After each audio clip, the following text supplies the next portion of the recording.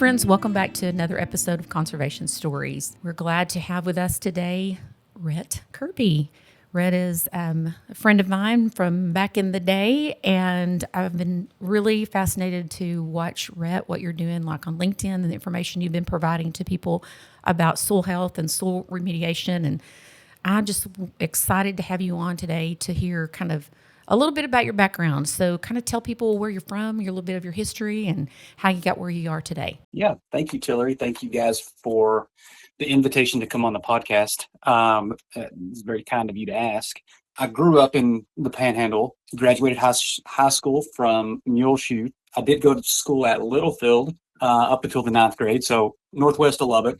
From there, after high school, went to Texas Tech and studied agronomy, and have an undergrad in agronomy from Texas Tech and a graduate degree from Iowa State in agronomy. But after college, after my undergrad, or during my undergrad, I had an internship with USDA, NRCS, Natural Resources Conservation Service, and so working at NRCS was I did that for about nine years, in which of that about 5 or 6 of that was as a district conservationist, where you basically have a county to run, and there's a lot of different responsibilities that come along with running a county according to NRCS. A big part of that is soil erosion, soil health, being able to understand and communicate science-based conservation practices to farmers and ranchers, helping them navigate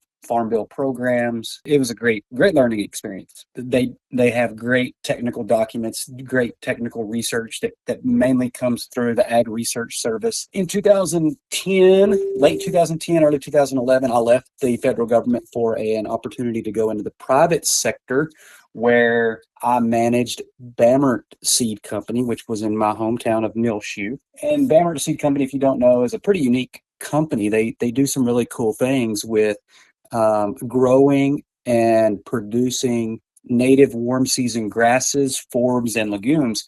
So they do a lot with pollinators and grasses and just conservation in general. And so it really was a fitting next step in my career, I felt like. But what became really obvious during that part of my career was my exposure to non-agricultural needs related to soil science and plant science. For instance, at Bamert Seed Company, because they're not selling row crop seed, they're selling native warm season grasses, forbs, and legumes. A lot of that goes into land reclamation, which part of my agronomy background is land reclamation. That's part of what Texas Tech concentrates on, is land reclamation. So I understood land reclamation, but I had never had an opportunity to really begin to communicate with industries that needed land reclamation until I was there at the seed company. And the folks doing land reclamation are civil engineers or landscape architects or some sort of service provider, not farmers and ranchers. And I jokingly say, you can give a farmer or rancher seed and he knows what to do with it. You give most civil engineers seed and they don't know what to do with it. They don't, just like I don't understand civil engineering, they don't understand the disciplines that go along with agronomy. And so there was this disconnect. So fast forward, connect some dots. Me and my brothers formed a company in 2014. That was really the intent was in 2014 for my youngest brother to have a job coming out of college, and he did that part-time for about 3 years, but landed a large oil and gas project in 2017. I was able to make an exit from the seed company in 2018, and since then we've been doing land reclamation work, which is all a function of soil science, soil health, all of those things that we've kind of talked about. We've been doing that in I think we're up to maybe 25 or 30 states now, where we do land reclamation for all energy sectors, renewable energy, oil and gas, commercial construction, hydrogen plants, limestone plants, quarries, mining. And so we do a lot now with most of it is non-ag related, not row crop. I mean, our clients and our customers are not farmers and ranchers, but they are people and that need soil science solutions. Well, and I'm thinking like immediately what pops into my head is the whole south side of Lubbock and what it looks like, when we're about to, have a new development come in, and, just how it blows like crazy. And, just some of those, when you say non-agricultural, I'm like, man, it's everywhere around us. That need is there. We kind of think that, the farmers and the ranchers are the ones that are responsible, to take care of the land. But really, we're talking about corporations and, just even individuals that have that need. I recently spoke to a young man that lives out on the south side of Lubbock and is concerned about, the water out there, and how do I get, some seed, and how can I, if I get the seed, how to get it planted? I only have 10 acres, but I don't want to put in, Bermuda grass. What do I Sure. do? And, just some of those smaller individuals that see the need and they care. Yep, and you're exactly right. It is unique. There are unique issues that come along with working in that industry, and a lot of it's related to, yeah, you're right, dealing with corporations, having to have certain trainings, and having to have certain insurance requirements, and versus working in an agricultural setting on a farm. Those things are, you're either exempt by statute from a lot of those things, or there's not a concern. There's different dynamics that go along. We definitely can't operate at the efficiency level that agriculture does, because there is red tape, and but you bring up a great example of an urban setting needing soil conservation, soil science, without going down the path of regulation. There are states. Let me back up. The Clean Water Act of the United States protects a lot of these resources that you and I are talking about. It's really a function of, does anybody on a local level regulate or monitor for them? Even if the laws exist, if they're not monitored for, corporations don't see the need. Uniquely, a farmer has a vested interest in protecting his soil health because he wants to see it produce. On the contrary, a corporation developing land, they see that as an added cost. They don't see the benefit in that. They see that as a burden, and so that's where I do unfortunately feel like regulation may need to play a role some in managing natural resources in those settings. Otherwise, no one else is going to. The corporations don't do that within themselves.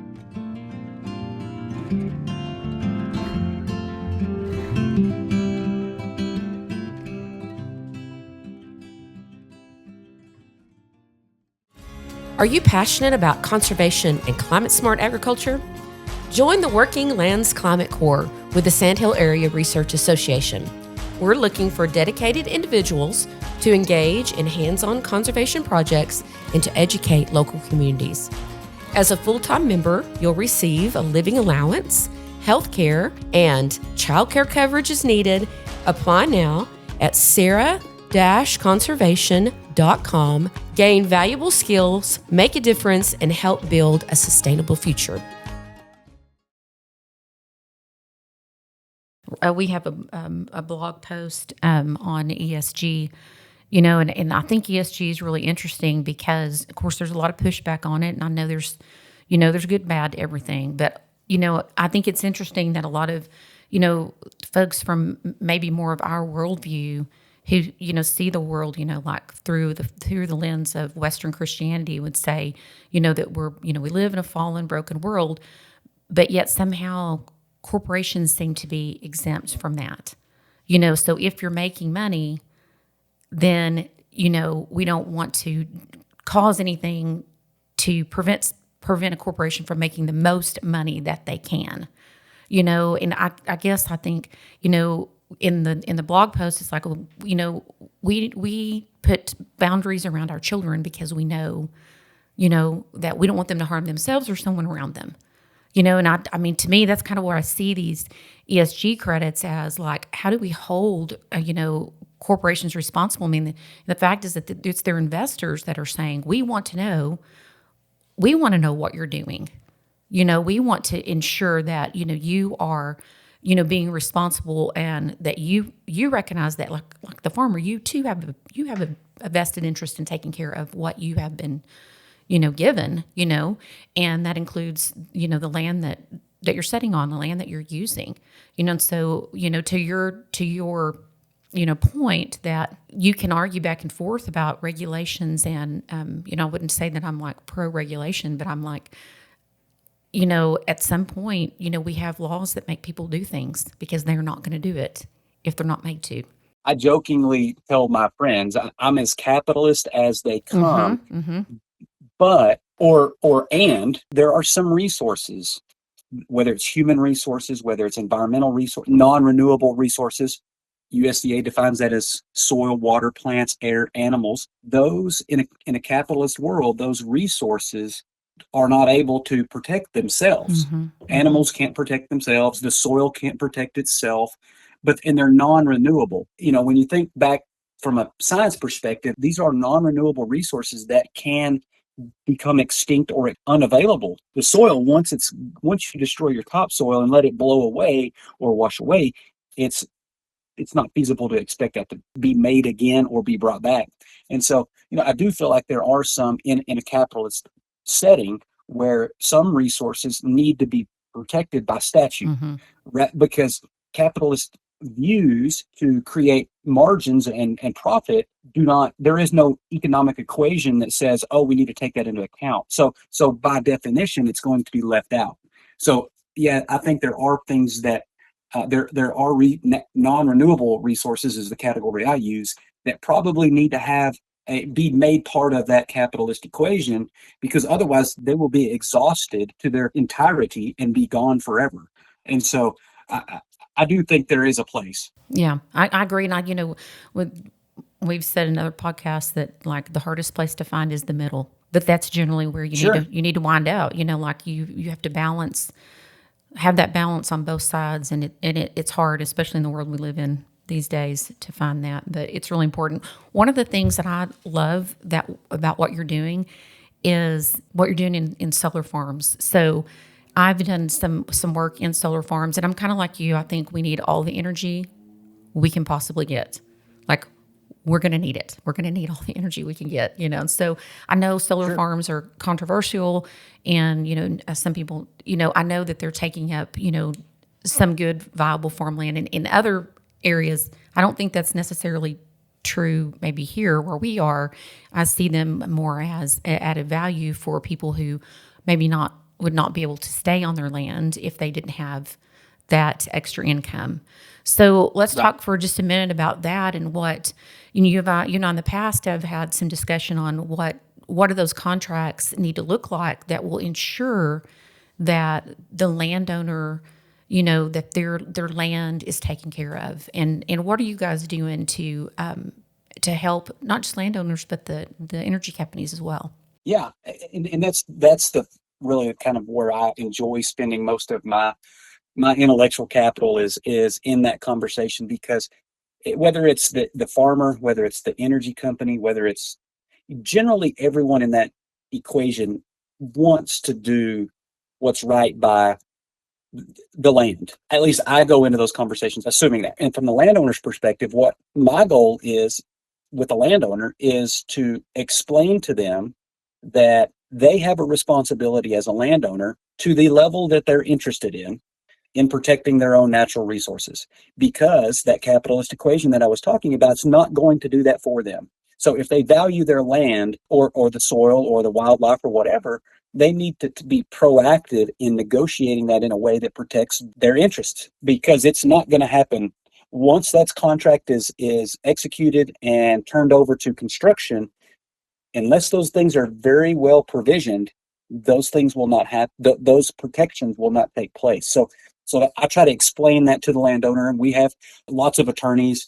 We have language that we could present on the landowner's behalf. Simultaneously, on other projects, we'll work with, as a consultant, work with the energy companies to help them create language that protects these natural resources that they want to protect. They just don't know how, and it's a function of they want to learn how, and so we help them as a consultant do that. And in a solar lease negotiation, what I've learned is that most solar developers will pay for the landowner the landowner's legal representation and their consulting representation.